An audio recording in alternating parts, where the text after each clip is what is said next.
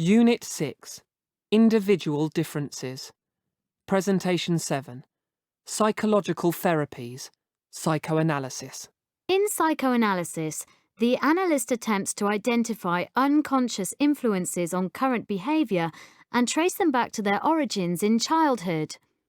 Having achieved that, they try to help the individual to deal constructively with the causes of their problems.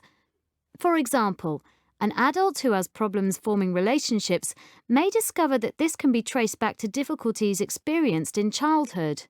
Psychoanalysis is sometimes referred to as an insight therapy because of the belief that if a person can gain some insight into what happened in the past and the influence of the unconscious in their behaviour, then they will be better able to deal with current problems in their life.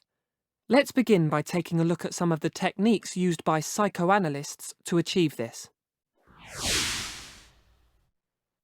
The techniques used in psychoanalysis. One of the techniques used during psychoanalysis is free association. Patients are encouraged to express their thoughts exactly as they occur to them, even if they appear unimportant or irrelevant. By saying whatever comes into their head, without censorship, the psychoanalyst aims to reveal memories or conflicts that have been repressed into the unconscious. During this process, the psychoanalyst remains silent in order to encourage the patient's free association. They can then try to piece together any repetitive themes in order to offer an interpretation for the patient concerning the causes of their current abnormal behaviour. For example, as the patient freewheels through their thoughts, there may be a reoccurring theme of water and of feelings of helplessness. This might lead to the psychoanalyst offering an interpretation indicating an early trauma, which was witnessed by the child in which a parent drowned. The interpretation offered by the psychoanalyst is a key part of the psychoanalytic therapy. Patients might initially offer resistance to the psychoanalyst's interpretation of the causes of their problem. They might, for example, attempt to change the subject so they don't have to take part in a discussion they may find painful.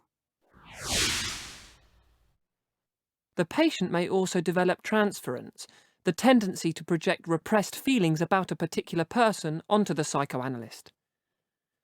During transference, the psychoanalyst may trigger the unconscious feelings and emotions associated with a figure in the patient's past, such as a parent. These feelings then become directed towards the psychoanalyst.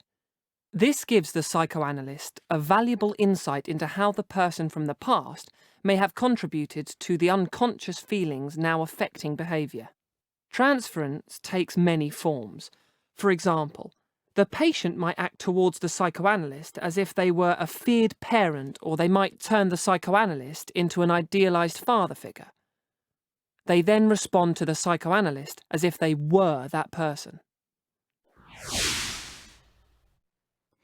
As the patient begins to acquire insights into his or her problems, they enter a phase of working through, where this new awareness is tried on for size.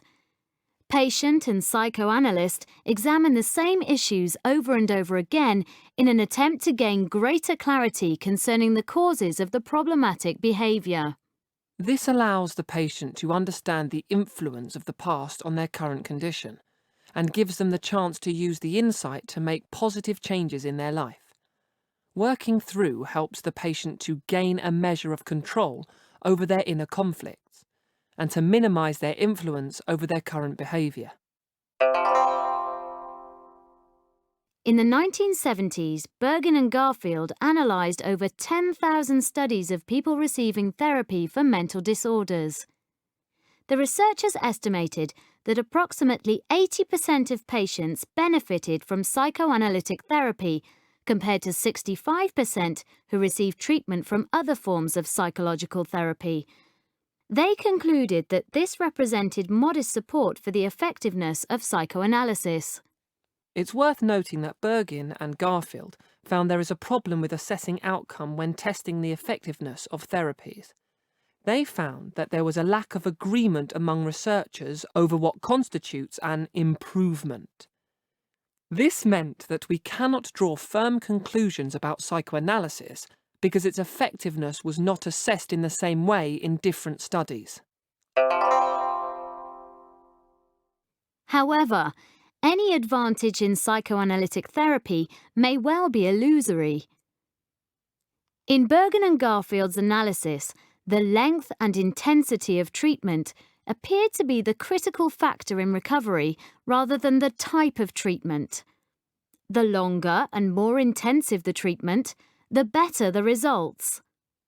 Psychoanalysis tends to be both lengthy and intensive compared to other forms of therapy, therefore would be expected to produce better results.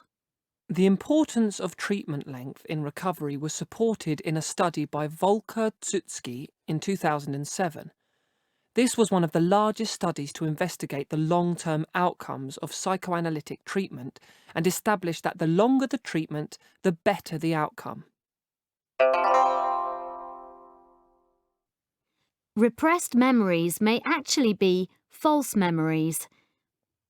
As a therapy, psychoanalysis is based on the idea that individuals are unaware of the factors that have led to their current problems. This is because many of these factors operate at an unconscious level and are the result of repressed memories from childhood. However, critics of psychoanalysis claim that some psychoanalysts are not helping patients to recover repressed memories, but are unwittingly planting false memories of childhood abuse instead.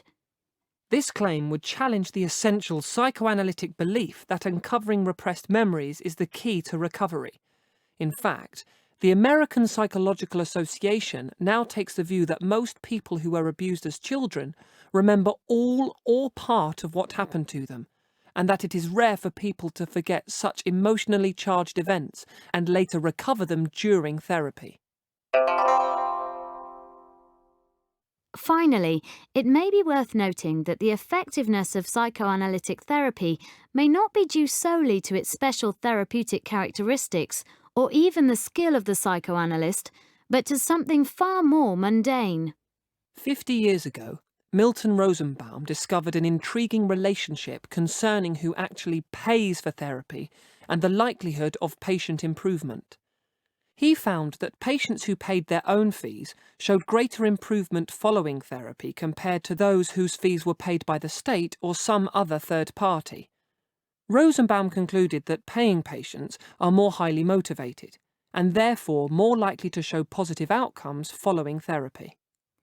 Given that psychoanalysis can cost up to £120 for a 50-minute session, with perhaps up to 3 sessions a week over a prolonged period, it is perhaps not surprising that people paying their own way are better motivated to get better.